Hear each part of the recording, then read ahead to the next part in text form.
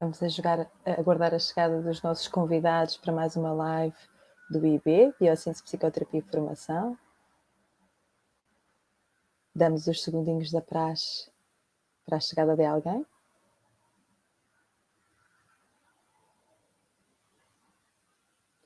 Então, boa tarde, sejam muito bem-vindos e aqui estamos nós novamente para mais um momento de partilha de conhecimento e de saber, com mais um elemento do grupo da equipe IB, o André Toso, que é o nosso convidado de hoje. Bem-vindo, André.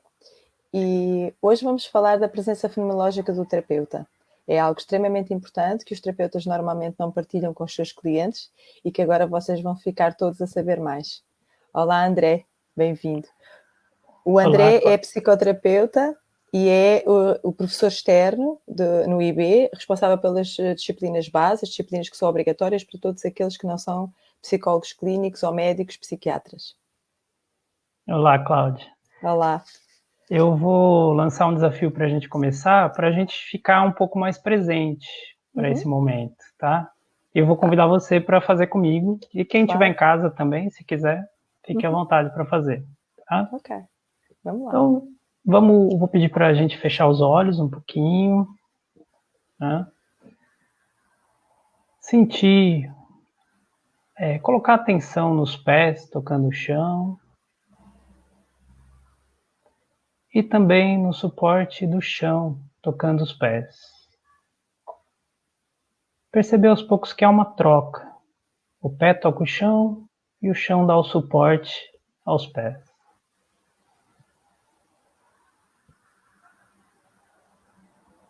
Ao mesmo tempo, também vai prestando atenção no suporte da cadeira. O toque do seu corpo na cadeira, a cadeira sustentando o seu corpo.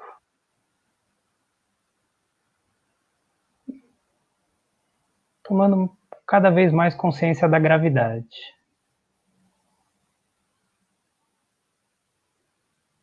E, bem aos poucos, tranquilamente, voltando a respiração. Sem forçar a respiração, só observando. O ar que entra, o ar que sai.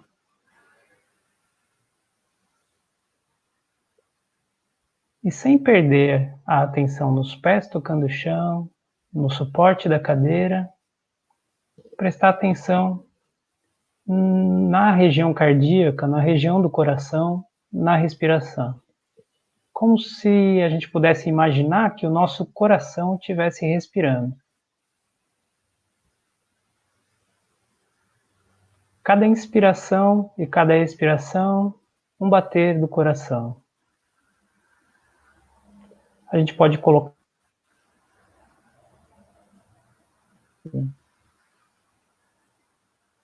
essa respiração do coração.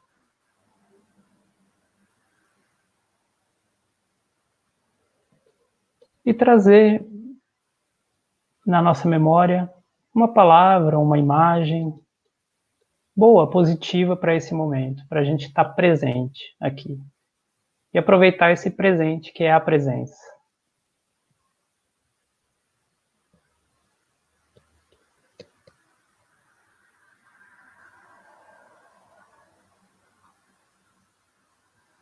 E guardamos essa palavra, ou essa imagem, no nosso coração. Como se a gente pudesse guardar na nossa memória do coração.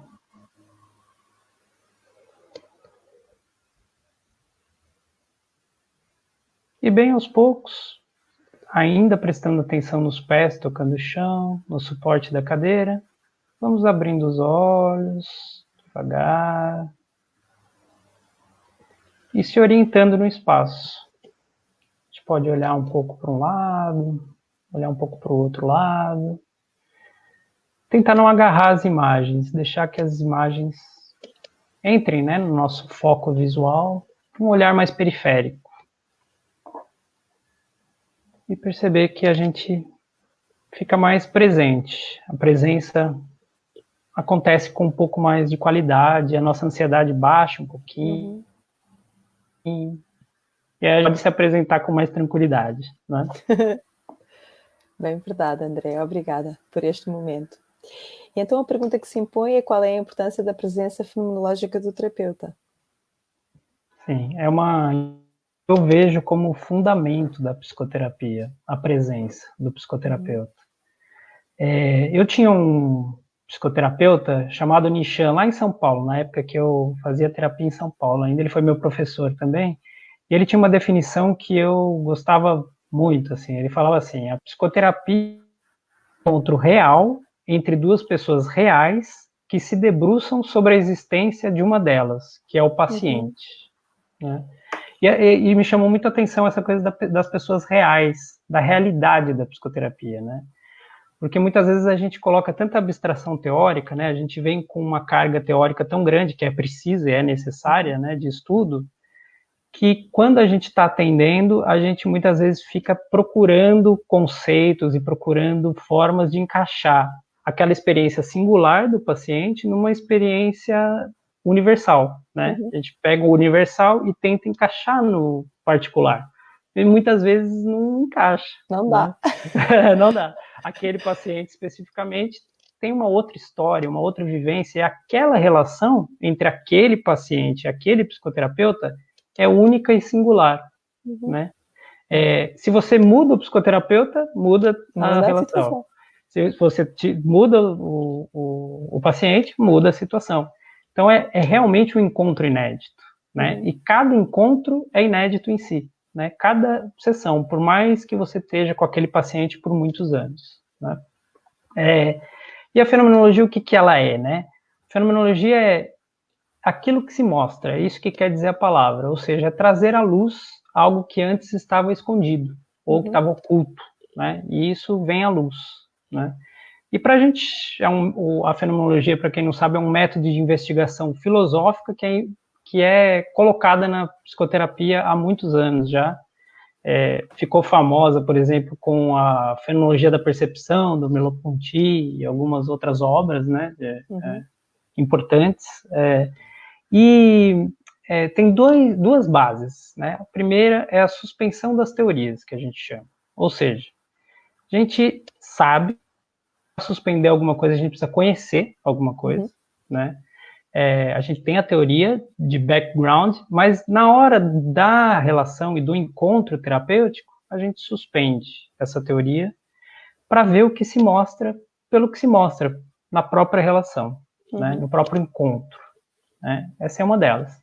E outra delas é uma integração, através da intencionalidade da consciência, de corpo, mente e espírito, ou seja, o psicoterapeuta tem que estar lá de corpo e de alma, né? A gente ouve isso, estar de corpo, presente de corpo e alma, né? E isso é muito verdade, assim, né? A gente tem que estar presente de corpo, na nossa mente e no nosso espírito para auxiliar aquela pessoa que busca nosso auxílio, né? E para isso, assim, eu vejo que tem duas coisas fundamentais que nesse exercício que eu coloquei aparece, que é o embodiment, ou seja, a gravidade, né, a consciência da gravidade, e também o poder imaginar, o poder ir para esse lugar mais abstrato que é do coração, esse lugar mais subjetivo, né? E eu ouvia do meu avô, assim, né, que assim, a gente tem que ser como as girafas, os pés na terra e a cabeça no ar, né? E para o psicoterapeuta, eu acho isso muito legal, porque você tem que estar com os pés na terra, você tem que estar sabendo os seus limites, sabendo até onde você pode ir, quem você é, e ao mesmo tempo você está leve para ir atrás da onde o paciente te leva, porque o paciente muitas vezes vai te levar você para o mundo dele, né? E você vai ter que ir visitar lugares com ele. Mas para isso é bom estar bem com os pezinhos na terra, né? Sim. Eu tive um exemplo ilustrativo disso numa sessão uma vez, que eu atendi uma pessoa que ela tinha gaguez bem grave, falava pouco, e nas primeiras sessões eu era recém-formado, eu estava tentando seguir protocolos, assim, né, anamnese, e eu via que eu não conseguia vínculo com aquele paciente. E ele tinha uma tatuagem de um cantor, de uma banda muito desconhecida, não era muito conhecida, mas eu conhecia e eu gostava muito daquela banda quando eu era Uau! menino. E aí eu falei assim pra ele, ele tocava guitarra também, aí eu falei, ele cantava também, aliás. Aí eu perguntei pra ele assim, você vai cantar tão bem quanto fulano, né, que era o nome do... Da E banda. ele percebeu que eu sabia quem era. E aí ele levantou e começou a realmente interagir comigo. Eu vi que nasceu ali o início da psicoterapia. Então, para ver a importância da gente estar presente também na nossa autenticidade, né, na Sim. hora do atendimento. E Então, abertos àquilo que possa vir de novo, não é? Que é essa exato, coisa da cabeça no ar, não é? Abertos ao que puder vir de novo. exato. Ok. Então, e qual é a intenção do psicoterapeuta, ou qual tem que ser a intenção do psicoterapeuta para que essa presença possa de facto acontecer? Sim. Então, eu chamo, eu acho que tem um tripé, assim, que eu vejo na minha prática clínica e nas minhas investigações, né? Primeiro ponto, assim, é uma coisa simples, que é a bondade. O que é a bondade num exercício psicoterapêutico, né? É um desejo real do seu coração de auxiliar aquela pessoa que está te procurando, né?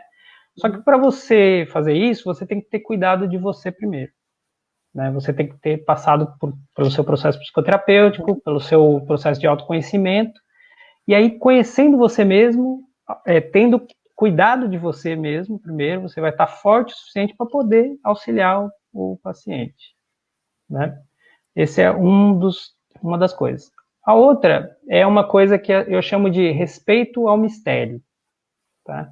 Porque, assim, com tantas teorias, né, com a ciência tão avançada que a gente tem hoje, muitas vezes a gente se perde em teoria, em questões de investigação científica e se esquece do mistério das coisas, né? E a palavra psicoterapeuta vem de psique, que é no mito grego quer dizer alma ou sopro, né? Que para mim alma ficou muito misturado com questões religiosas, então eu gosto de falar de mistério, né? A psique é esse mistério que tem em nós, né? E terapia vem de terapon, que é cuidar ou servir. Tem essas duas possibilidades. Então, cuidar ou servir o mistério que somos nós, né? Isso eu acho bem importante também para essa presença. E o terceiro ponto que eu diria é a tolerância à incerteza, porque vivemos novamente numa era muito técnica, né? Em que as certezas são muito importantes, mas não há nada mais incerto do que uma psicoterapia, né? Numa psicoterapia pode acontecer tudo, quanto pode não acontecer nada, Nada. né? Você pode ficar meses ali, tem uma coisa ou outra, e em um segundo alguma coisa Muda. acontece e muda completamente. Então eu vejo que esses três pontos assim são bases assim fundamentais para a presença, né? Para a intenção do psicoterapeuta na presença. Ok. E agora podias partilhar connosco como é que na prática clínica do psicoterapeuta ele pode efetivamente cultivar essa qualidade, que é a qualidade de presença? Sim, então, eu coloco assim 5 pontos que estão todos interligados entre eles, são todos ligados. Sem um você não consegue chegar no outro, mais ou menos assim. E, e assim, uma coisa importante dizer é que é uma coisa para a vida toda, para a gente trabalhar a vida toda. No momento que a gente começa a estudar psicoterapia até a nossa aposentadoria, Sim. né? A gente precisa continuar sempre fazendo isso, assim que eu vou dizer, na minha visão, né? Primeiro, eu falo que é ser investigador de si, né? Ou seja, investigar a dor de si, né? Saber por exemplo, o psicoterapeuta precisa, na formação dele, fazer a terapia pessoal, né? Que é muito importante, é base, mas não é só isso. É também ter sede de autoconhecimento na sua vida. Querer saber quem você é, querer saber o que você está fazendo aqui, né? Qual que é o seu objetivo, o que está acontecendo, né? Por que você está aqui? Então, autoconhecimento, né? Sempre, sempre, né? Isso para mim, é a chave de um bom psicoterapeuta, né? Ser investigador de si. Aí, você tendo investigado e essa investigação sempre continua, você tem mais possibilidade de silenciar-se, que eu chamo. Ou seja, o que é silenciar-se? o silêncio numa psicoterapia é importante, a gente sabe, isso já se fala há muitos anos, né? Mas a gente tem que silenciar a gente internamente também, do falatório da nossa cabeça, né?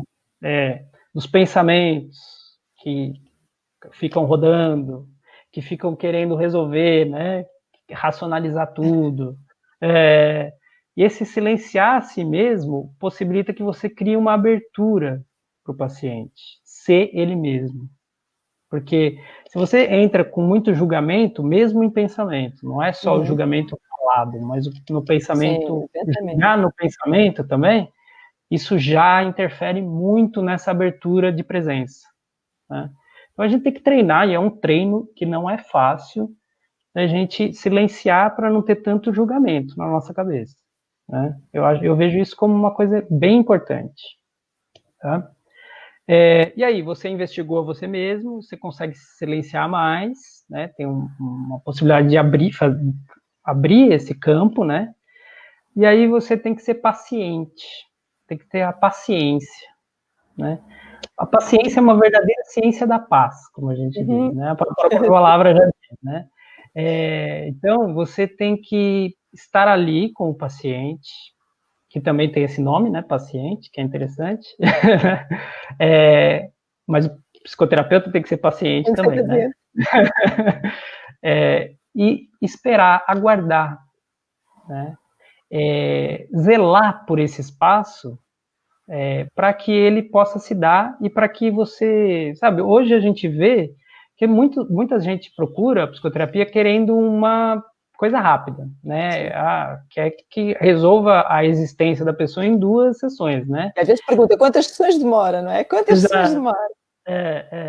E assim, eu tinha um professor também que dizia assim, que a existência é um problema que só se resolve existindo, né? Então eu não posso resolver a sua existência em 2 sessões, né? Não vai acontecer. Então, cultivar a paciência dentro da gente no atendimento é realmente importante, porque mesmo a gente, como psicoterapeuta, fica querendo dar resultado. A gente quer, né, que a pessoa melhore rápido. E isso muitas vezes atrapalha. Cria uma ansiedade dentro da gente que a gente não consegue desenvolver essa abertura de campo para a presença ficar mais presente, né? Então, cultivar a paciência seria o terceiro ponto. E aí, cultivando, investigando a si, silenciando, tendo mais paciência, a gente chega numa atenção de mais qualidade, né? O Freud chamava de atenção flutuante, essa atenção que vai mais no nível inconsciente, né? E eu diria que essa é a abertura afetiva, é uma atenção que compreende afetivamente, certo? Que não busca respostas racionais, só puramente racionais ou cognitivas, mas que entra nessa esfera de compreensão afetiva, né? E que faz uma diferença entre ouvir, simplesmente, de escutar. São coisas diferentes, né? Ouvir, a gente ouve o som que o paciente está falando. Agora, escutar tem uma qualidade mais profunda. Então, essa atenção é bem importante. E aí, juntando tudo isso, a gente vai para o quinto ponto, que é eu diria que é o que todo o psicoterapeuta está buscando ter mais, que é a intuição, desenvolver a intuição, né? Desenvolver essa maneira de, no campo de ressonância da psicoterapia, você perceber o que deve ser feito, a palavra que deve ser usada, ou o exercício, se for no caso da nossa psicoterapia corporal, que tem que ser feito naquele momento, né? Naquele momento exato, né? Que às vezes é aquele momento. Então, a intuição, assim, é aquilo que vai abrir a possibilidade do psicoterapeuta auxiliar de fato o paciente naquilo de mais profundo que ele... Isso acontece nesse campo de ressonância, né? Então, o resultado disso é cultivar a ressonância, né? Se a gente passa, e como eu disse, a gente tem que treinar isso diariamente, trabalhar mesmo, e fazer muita psicoterapia, né? E muita supervisão. Muita supervisão, quando a gente consegue ir melhorando esses pontos e estando mais presente, a gente abre o campo de ressonância na nossa clínica, né? E aí a gente pode ouvir mais a voz do coração, como psicoterapeuta, né? E aí acontece aquilo que tu dizias no início, não é? Que é duas pessoas reais no encontro real. Exato. Que é singular e que acontece naquele momento, naquela fração de segundo. E é um encontro que não se explica por palavras, explica-se pela ressonância. Exato. E é né, de coração para coração. Sim. De coração para coração, né? Uma outra linguagem. Uma linguagem de compreensão afetiva, que eu chamo. E não uma linguagem de puro entendimento racional, né? Uma linguagem diferente, né? Que a gente está querendo cultivar numa psicoterapia para fazer com que o paciente também se conheça mais e também possa exercer mais essa compreensão afetiva na vida dele, né? Pessoal. Né? Então, é mais ou menos isso que seria cultivar a ressonância, né? Sim, e lá está, com muito trabalho e muita dedicação por parte do terapeuta. Pois muito trabalho, muita dedicação, e tem vários exemplos clínicos, né, que a gente pode dar nisso, que por exemplo, eu às vezes recebo pacientes, né, que tem essa pressa, né, e eu respeito essa pressa deles, né, eu não vou chegar e falar, olha, isso pode demorar muito tempo, porque pode ser que não demore mesmo, né, dependendo do que acontecer, aquela psicoterapia pode ser mais breve do que outra, né? E então eu deixo isso se revelar, né, no nosso encontro, e chega um momento que ele próprio, muitas vezes, vai percebendo que realmente isso é uma coisa para a vida dele, né? Que é um autoconhecimento que ele vai ter que, além da psicoterapia, ele vai ter que exercitar na vida pessoal dele, né? Então, é mais ou menos isso que eu vejo como a presença fenomenológica do psicoterapeuta. Esse encontro de coração para coração, que é um trabalho bem bacana de fazer como terapeuta. Sim, com uma exigência grande, mas de facto com a possibilidade de haver um encontro especial, e com cada cliente há um encontro especial de facto. E também sabendo que a gente nunca chega no ideal disso. Sim. Né? É um caminho, é um caminhar até a gente ir desenvolvendo essas qualidades que eu falei aqui, né? A gente tem que ir desenvolvendo essa qualidade para o resto da vida, né? Como tu dizias, não é? Até a reforma. Até a reforma. Até a aposentadoria, até a aposentadoria. Ou até curar só com o olhar, né? Sim. Chega no ápice. Assim. Mas é muito interessante, não é? Essa descoberta de que também com cada paciente ou cliente, como às vezes chamamos, tem um tempo para que este toque do coração aconteça. Não é? Com cada um é diferente. E acho que um terapeuta bem trabalhado, lá está, autocuidado, tem de facto a possibilidade de contribuir muito, logo no início, para que esse encontro possa acontecer. Exatamente. E isso resulta do seu trabalho, não é? E tem mais uma coisa só. Aquele exercício que a gente fez no começo, muito breve, eu muitas vezes faço ele antes de atender um paciente. Eu me conecto com essa respiração no coração, eu acho o meu grounding, eu fico presente para mim mesmo antes dele chegar, né? E às vezes eu até, naquela imagem ou palavra que eu pedi para trazer na memória, eu até posso visualizar esse paciente. Soa. Exato. Para já trazer no meu campo, quando ele chegar, eu já ter essa abertura para com esse paciente. Né? Já está começando a desenvolver. E eu acho muito legal fazer. E, na verdade, é isso que estás a dizer, concordo plenamente contigo. Todos nós temos os nossos rituais de chegada ao espaço, ao nosso consultório, e todos nós temos o ritual com cada cliente em particular. Mas é, de facto, extremamente importante nós reativarmos na nossa memória física, não é? No nosso corpo, a energia daquela pessoa que está a chegar. Porque isso traz à presença, não é? Toda a história, todo o seu evento, todos os temas que ela tem trazido à sessão. E isso acelera, de facto, essa ligação tão forte que, no caso de nós terapeutas, fazemos de hora a hora, praticamente. Exato, E é um minutinho, assim, né, para você fazer, porque muitas vezes o dia é corrido, né? Ou até mesmo no meio da sessão, às vezes eu vejo que meu pensamento está fugindo muito, né? Ou seja, não estou presente, né? O que acontece com a gente. Aí eu começo a respirar e prestar um pouquinho de atenção no coração, com os olhos abertos mesmo, e isso me reconecta, né? Com aquele momento. Pessoa. Temos imensas mensagens de carinho e de afeto para nós, André, dos nossos colegas do IB e não só. Muito carinho demonstrado aqui. Acho que isso também é a imagem de marca que queremos que passe para fora. O IB efetivamente tem o privilégio de ter na equipa pessoas extraordinárias. O André é um deles. Têm visto mais pessoas que já se apresentaram e vão conhecer ainda mais. E acho que essa energia, de facto, é aquela que queremos manter ao longo dos tempos. André, 17h27, não sei se queres acrescentar mais alguma coisa, se queres dar uma palavra da tua experiência.